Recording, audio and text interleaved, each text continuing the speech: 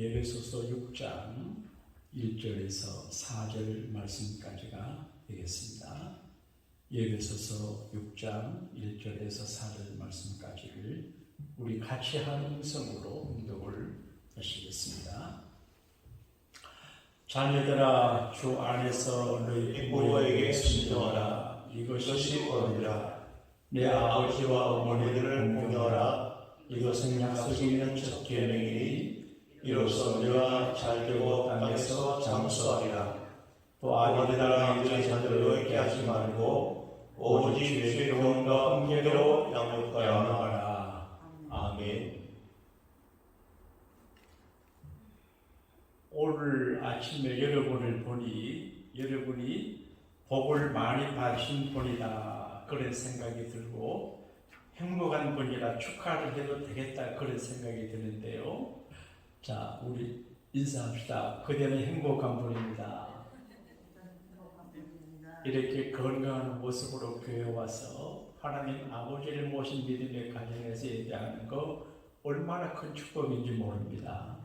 이 축복을 천국 가실 때까지 빼앗기지 아니하시는 여러분과 제가 되시기를 예수님의 이름으로 축복합니다. 사람은 가정에서 태어나서 가정에서 자라고 가정에서 살다가 가정에서 죽어요. 그런데 100% 완벽한 가정은 한 가정도 없습니다. 저의 가정도 완벽하진 않아요. 가정, 아버지, 어머니, 자식 생각하면 가슴이 아프고 힘들고 어려워요. 그래서 5월달에 쉬는 분들도 있고 어버이 주일이 쉬는 분들도 있어요. 누구나 자기 어머니, 아버지 귀히 여기는 마음이 있어요. 근데 잘 안 돼요. 아버지는 어머니가 치명적인 실수를 했거나 자기에게 불이익을 줬거나 심리의 갈등을 줬거나 여러 가지로 마음에 상처를 줄 수 있습니다. 한국에 부모에게 가해를 하는 사람들 중에 40몇 프로가 아들이 한대요. 아들. 그 다음에 부부간에 남편이 아내에게, 아내가 남편에게 해를 끼친대요. 그리고 딸이 하고 며느리가 해를 끼친대요. 예수님은 집안 식구가 원수라 그렇게 말했어요.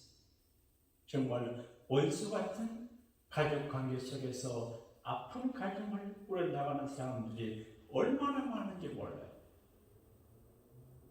제가 오늘 아침에 생각나는 어느 노 신사분이 떠올랐어요. 제가 경상남도 밀양 면소재지 교회에서 담임 전도사나 목회를 할 때 훌륭한 어르신이 주일로 교회에 나오셨는데 신방을 가보니까 건너마을 큰 집에 방을 하나 얻어서 혼자 사셔. 엘리트. 그리고 부산에 공무원으로 퇴직을 하셨어요. 돈도 꽤 있는 것 같아요. 왜 저 어른이 여기 혼자 와 사실까? 무슨 사연이 있을까?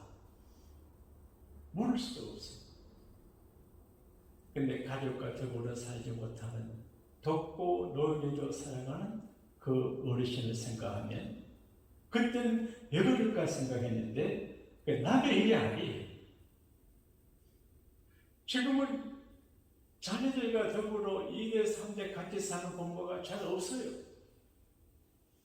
자식이 있어도 부모가 어려우면 양도병원에 보내고 그렇게. 정말 우리가 사는 이 세상은 가정의 일원으로 태어나 가정의 사람이지만 가정의 축복을 누리지 못하는 경향이 참 많아요. 부부간에도 잘 살아야 되는데 쉬운 일이 아니에요. 부모, 자식 간에 부모가 자식을 잘 교육하고 자식이 부모에게 효도했는데 잘 되지를 않아요.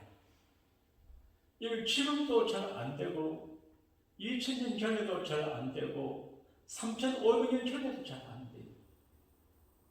그래서 하나님은 성경 말씀을 통해서 이렇게 살아라 대 원칙을 주셨어요. 이게 커맨드먼트, 하나님의 명령이에요. 이건 해도 되고 안 해도 되는 게 아니에요. 근데 이걸 안 하면 벌을 받게 돼 있고, 이걸 잘하면 복을 받게 돼 있어요. 2000년 전에 사도 바울은 에베소라고 하는 항구 도시에 살고 있는 성도들에게 편지를 보낼 때 이렇게 말했습니다. 자녀들아, children. 여기서 자녀라고 하는 어린 아이가 아니에요. 어린 아이들은 전혀 부모에게 순종해요. 대개 아버지, 어머니 말 듣는데 30대, 40대, 50대 자기 능력과 경제력과 주관이 있는 자녀들은 연로하신 힘없는 아버지, 어머니를 순종 잘 안 해요. 그러니까 자녀들아, 너희 부모를 주 안에서 순종하라고 하는 말은 어린 애들 보고 하는 말이 아니고 아버지, 어머니보다 힘 있는 자식들 향해서 하는 말이에요. 그래서 이제 명령이에요. 명령. 첫 번째 명령이라 그래요. 나라에 헌법이 있습니다. 한국의 검수완박이 헌법에 위배되냐 안 되냐 논란이 되고 있는데 헌법은 모법이에요. 이건 바꾸기가 어려워요. 근데 하나님께서 이 지구촌 모든 사람들에게 모법, 기본법, 어머니법을 주었는데 십계명이에요. 십계명은 이제 세 가지예요. 첫째는 하나님을 잘 섬겨라. 1, 2, 3, 4예요. 하나님 잘 섬기면 천대까지 은혜를 받고 하나님 잘 못 섬기면 3, 4대가 저주를 받는다. 그렇게 되어 있어요. 어느 장로님은 큰 사업을 하시는데 자기의 그 회사 경영 프랜차이즈 회사를 하는데 자기의 관심은 어떻게 하나님을 잘 섬길까만 연구하고 다른 일들은 직원들에게 맡긴대. 그래서 하나님만 잘 섬기면 하나님이 자기 회사를 잘 되게 하는 걸 믿고 또 그렇게 되어왔대요. 여러분, 하나님 잘 섬기면 잘 되는 걸 믿으시면 아멘 합시다. 그럼 부모님을 잘 섬기는 거예요. 부모님을 공경하라고 하는 말은 이제 하나님에게 해당되는 말이에요. 구약에서 부모님을 공경하라고 하는 말이 4번 나오는 2번은 하나님께, 2번은 부모님에게 되어 있어요. 그러니까 부모님은 하나님의 대리자고 하나님 부모를 굉장히 귀하게 여겨요. 훌륭하고 나쁘고 관계없이 공경, 그 말은 무겁게 여기는 그런 말이에요. 부모를 경외하라고 하는 말이 있는 것도 이제 하나님을 경외하듯이 부모님을 경외하라 그렇게 돼요. 하나님은 완벽하지만 부모님은 완벽하지 아니하지만 경외해. 부모가 소중하다. 그러니까 하나님을 잘 섬기라. 그 다음에 부모를 잘 섬기라. 우리가 존재하는 건 내 아버지, 어머니 때문에 존재하잖아요. 생명의 근원이 하나님 말에서 부모님이고 부모님은 훌륭하고 못하고 관계없이 소중해요. 그래서 부모님을 잘 적에 하나님을 공경하듯이 경외하자. 그다음 세 번째는 바르게 살아라. 사람 죽이지 말고, 간음하지 말고, 대역질하지 말고, 거짓 증거하지 말고, 덤비지 말고 바르게 살아라. 그러니까 하나님 잘 섬기고 부모님 잘 섬기고 바르게 살면 축복을 받고 이 법을 어기면 법을 어기는 자들에게 돌아가는 무거운 벌칙이 들어가는 거죠. 그래서 자녀들아, 친구들, 이게 베이비가 아니고 어린애가 아니에요. 그리고 이 말은 아버지, 어머니가 안 계신 분들에게는 어떻게 적용이 되냐? 우리 교회는 어버이 주일을 흰꽃을 안 해요. 어떤 분이 어버이 주일이라고 흰 낭을 갖고 왔는데 흰 낭 내가 싫어하거든요. 그러니까 우리 아버지 어머니 안 계신다고 흰 낭을 갖고 왔어. 나는 그래 생각 안 해요. 우리 교회는 어버이날 전부 빨간 카네션이에요. 왜냐하면 우리 부모님은 안 계시니까 천국 가 계시거든요. 한국 계시나 천국 계시나 차이가 없잖아요. 계시기 때문에 빨간 카네션을 해요. 근데 부모님이 안 계시면 어떻게 하냐? 성경에 보게 되면 늙은 이들을 공경하고 경배해라. 늙은 사람들은 일어서라 그랬기 때문에.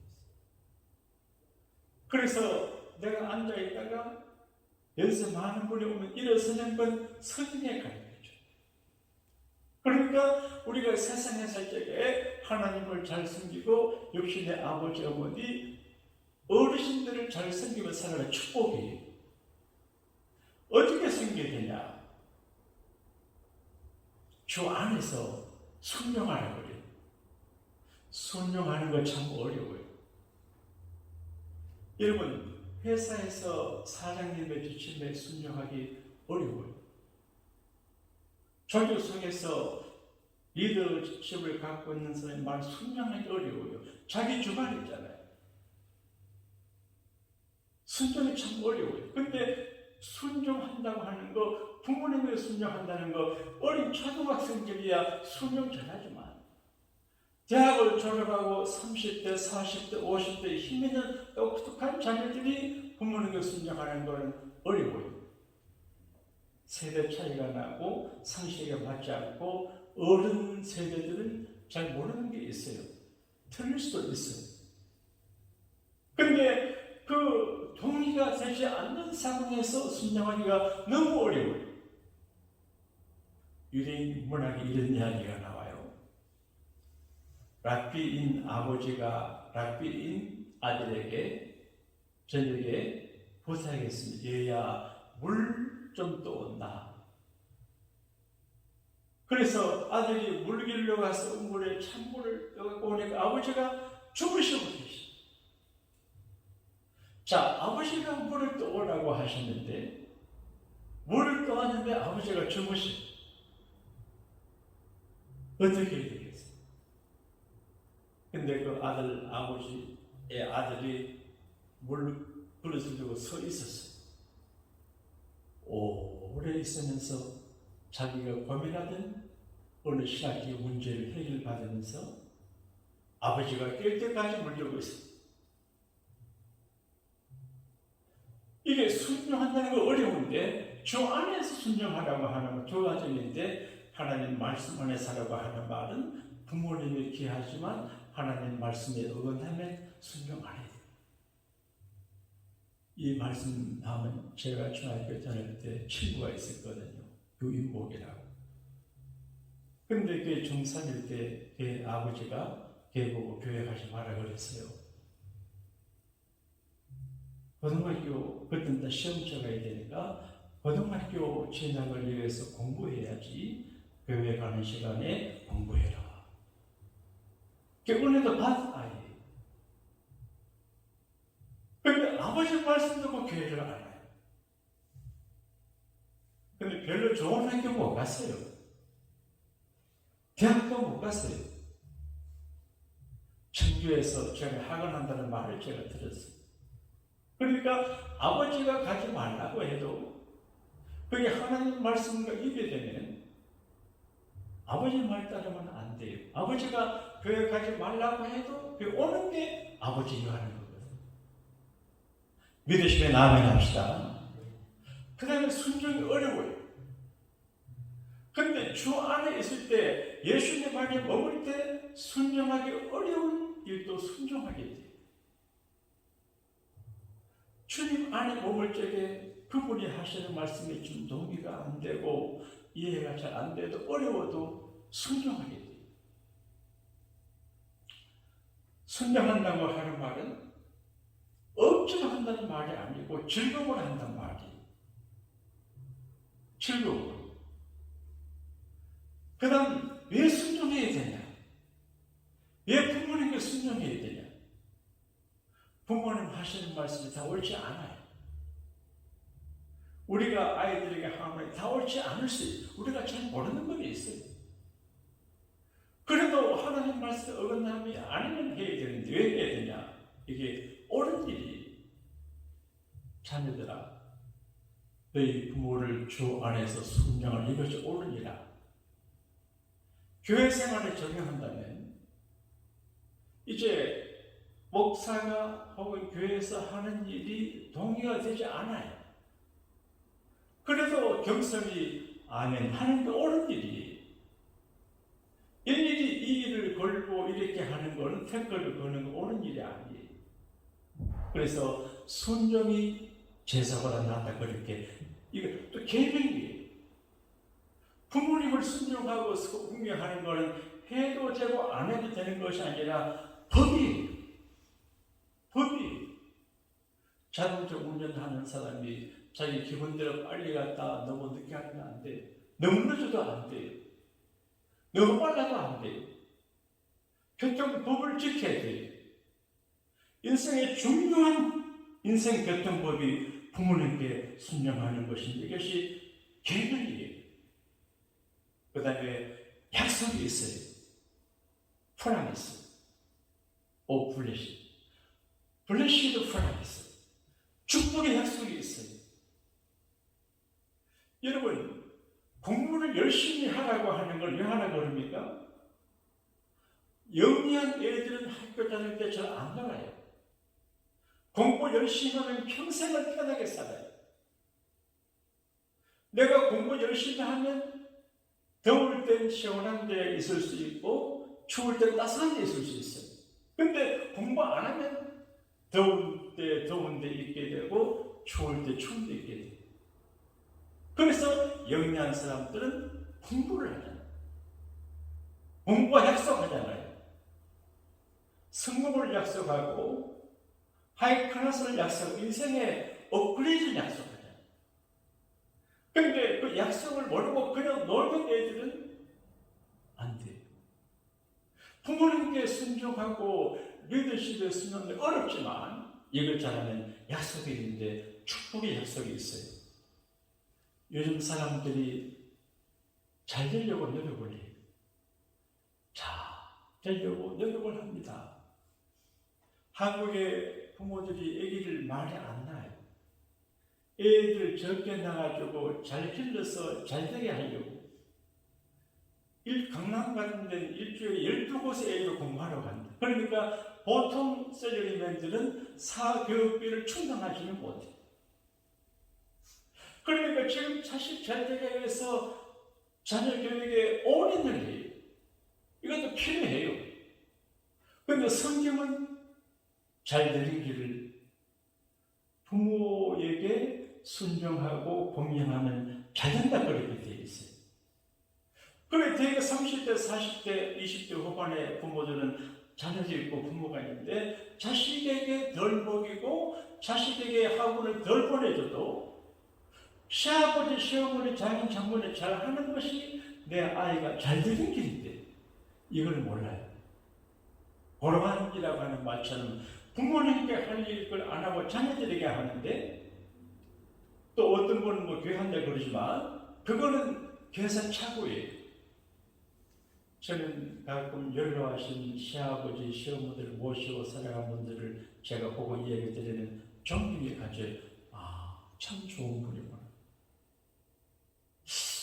시어머니들을 같이 모시고 산다는 거 부담되지만 정말로 멋진 일이거든요. 요즘 시어머니 없는 데 시집 가는 걸 좋아한다고 그러죠. 요즘 처녀들이. 근데 복을 놓치는 거예요. 요즘 핵가족이라고 하는 게 사회적으로 문제가 됩니다. 아들 하나씩 낳아 기르는 걔가 문제되기 쉬워요. 애들 10명, 7, 6명 낳아가지고 기르면요, 그 가정 안에서 사회 교육이 되고, 인성 교육이 되고, 인간 교육이 돼요. 좌충우돌을 하면서. 근데 한 명만 낳아서 기르면 굉장히 위험한 게 핵가족은 정말 위험해요. 그래서 디보스도 많고 문제가 많이 나와요. 그러나 3대가 같이 살면 할아버지 할머니가 살고 아버지 어머니 애들 같이 살면 멋진 교육이 돼요. 인간 교육이 되지요. 신앙 교육도 되지요. 그러면 요즘 그러지 못해요. 그래서 효도를 잘 안 해요. 모세시대도 마찬가지고 바울시대도 마찬가지인데 효도가 어려워요. 섬기기 참 어렵습니다. 저도 제 형님 목사님이 오셔서 제가 섬기는데 힘들 때가 있어요. 예? 내가 섬겨야 되잖아요. 내가 담임 목사인데 또 섬겨야 되잖아요. 그래도 이 섬김에 대해서 고민을 해요. 이게 섬김들에게 쉬운 일이 아니에요. 우리 이 목사님이 계시는데 나를 섬겨주잖아요. 쉬운 일이 아니에요. 그런데 부모님을 섬기느라고 정말 힘들어요. 그럼에도 불구하고 부모님을 섬기면 축복을 받아요. 그래서 잘 되려고 노력하는데 잘 되는 길은 효도하는 길이에요. 그리고 오래 살려고 하는데 오래 사는 길은 보약도 보고 운동도 해야 되지만 효도를 해서 가정이 평안하고 부모님이 강건하게 하면 자녀가 오래 살게 돼요. 어제 LA CBS 우리 방송국에서 효도 잔치를 했어요. 제가 잠깐 순서 맡다 가니까 할머니들이 많이 오셨는데 할아버지들은 별로 없대요. 예? 여자분들이 할머니들이 많아요. 근데 여기 도네시를 말하는 차민영 서울 메디칼 원장이신 그분에서 이 얘기하는 자기 아버지가 95세래요. 한국 계신데 건강하대요. 그래서 이런 자리에서 아버지를 이해해 준 것 같으면 효자인데 장로님 들었는데 이렇게 아름다운 가정이구나. 그래서 우리가 잘 되는 길이 마른인데 하나님 잘생겨서 잘 되지만 부모님을 잘생겨서 잘 돼요. 그래서 내 부모를 공경하라. 이것이 옳으니라. 내 부모를 이것은 약속된 책임의 일이 이는 너가 잘 되고 땅에서 장수하리라. 여러분 정말 우리가 잘 되기를 바라면 하나님 잘 섬기고 부모님 잘 섬기고 바르게 살면 이 땅에서 잘 되고 장수하고 우리 강물이 빛나게 될 줄로 믿습니다. 어떻게 효도하냐? 간단해요. 그 첫 번째가 주님 안에서 해야 돼요. 말씀 안에서 믿음으로 해야 돼요. 감정 갖고 안 돼요. 믿음이 충만한 며느리가 부모님께 호도해요. 감정을 가지면 상처를 받아서 시어머니가 미워요. 네? 그러니까 이 현대 자기 아버지 어머니한테 잘하면서 시아버지 시어머니 자매 장모한테 잘 못하는 수가 많아요. 그런데 주님 안에 믿음 안에 있을 적에 초월할 수 있어요. 믿음 아니고는 성령 충만하지 않고는 믿음의 사람 아니고는 잘 못 섬겨요. 우리가 섬기는 대상이 다 부족하잖아요. 정병이 안 돼요. 그리고 마음이 기쁘시도록 해야 돼요. 어떻게 기쁘게 할까? 부부간에도 내가 아내를 기쁘게 해야지 그런 마음을 가질 때 부모도 자녀를 기쁘게 하려 목사도 교인들 기쁘게 하려 하고 특별히 자녀가 공부를 즐겁게 기쁘게 한다고 하면 히브리 말로 신비하라고 하면 춤추도록 덩실덩실 춤추게. 자녀가 옛날 같으면 가가 굵지 않고 부모가 춤춰요. 예? 자녀가 잘 되는 거 부모가 좋아요. 그러니까 부모를 위해서도 잘 되야 되죠. 부모 마음을 기쁘게 해요. 그리고 마음으로 섬기고 언어로 섬기고 물질로 섬기고 영적으로 섬기고 그리고 자기가 잘됨으로 섬기고 근심빛이 않는데 자식이거든요. 제가 우연히 20년간 나무 위에서 기도한다는 68세 남자분 이야기를 봤어요. 20년간 산에 집을 짓고 나무 위에 기도하는 틀을 만들고 기도하는 아저씨 이야기. 왜 그렇게 하냐 물어보니까 20년 전에 너무 사랑하는 사람을 잃었대. 그 상처가 깊어서 그렇게 산대. 근데 내가 이렇게 보니까 사랑하는 아내가 죽어서 그런가 보구나 생각하는데 아내가 전화를 했어요. 들리잖아요. 그 아내 telefon에 전화하는데 여보 왜 거기 가 있어? 그러니까 굉장히 퉁명스러운 여자의 음성이에요. 그래서 저 남자가 아내 때문에 상처받는 거 알겠다 알았어요. 근데 사남매를 뒀는데 막내딸 3살 때 교통사고를 일었대. 그 딸을 잊지 못해서 거기 있대요. 그래서 20년 전에 딸을 잃어버렸으면 과거에 묻고 오늘을 행복하게 잘 살아야 되는데 그것을 떠나지 않고 산에 집을 지어놓고 나무 가지 위에 올라서 딸을 생각하고 딸의 작은 무덤 찾아오는 그 노인을 바라볼 때 가족, 부모, 자녀 그래서 자녀가 너무 일찍 죽어도 부모한테 두려워하듯이 이 모든 것은 내 힘으로 되지 않고 하나님께서 축복을 하심으로 내가 잘되고 건전할 때 부모님의 기쁨이 될 수가 있어요. 사랑하는 여러분, 살 때는 잘 모르는데 헤어지고 나면 그리운 마음을 갖게 되잖아요. 같이 있을 때는 잘 몰라요. 멀리 사별하거나 이사를 가거나 헤어지면 그리워요. 저는 목사이니까 교인들이 그리워요. 주님이 기다려줘요. 그런데 가끔 살다가 천국 가신 분들도 생각이 나고 이런저런 사정으로 떠나시는 생각하면 참 그립다 그런 생각이 들 때가 있어요. 사랑하는 사람을 그리워하는데 대개 사람들은 자기가 나이가 들어가면 그제서야 아버지 어머니가 그리워요. 그런 대학 교수님 목사님이 그러대. 자기는 아버지 어머니를 별로 효도에 대해서 공감이 없었대. 언제 있겠냐? 자기가 40대 중반이 돼서 애들 기르고 난 다음에 왜 하나님께서 부모님에게 효도하는지를 알았다 그래. 그때는 아버지 어머니 안 계실 때 그리워요. 여러분 누구나 아버지가 그리워요. 어머니가 그리워요. 어느 노래 가수는 노래말에 가운데 홍시가 열리면 생각이 난다. 홍시가 열리면 우리 엄마가 생각이 난다. 그 시골에 별로 먹을 거 없을 때 가을에 감나무에 나뭇잎이 다 떨어지고 홍시가 달려있을 때 그 홍시를 따서 아들을 주던 그 어머니가 생각해요.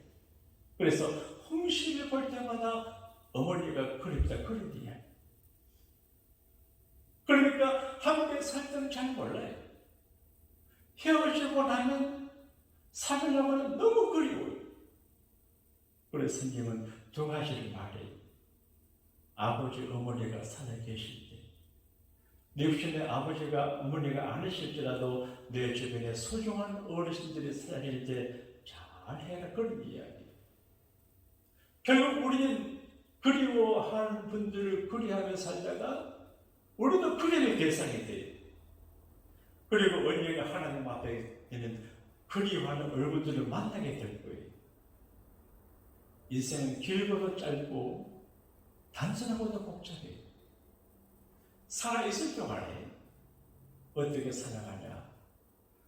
하나님을 잘 섬기고 부모님과 어른들을 잘 섬기고 욕심 따라 살지 않고 바르게 살아가면 그 축복이 따라오는데 땅에서도 잘 되고 질병 많은 세상에서도 장수하고 그리고 하나님의 나라를 얻는 천국 백성이 되실 줄로 믿습니다.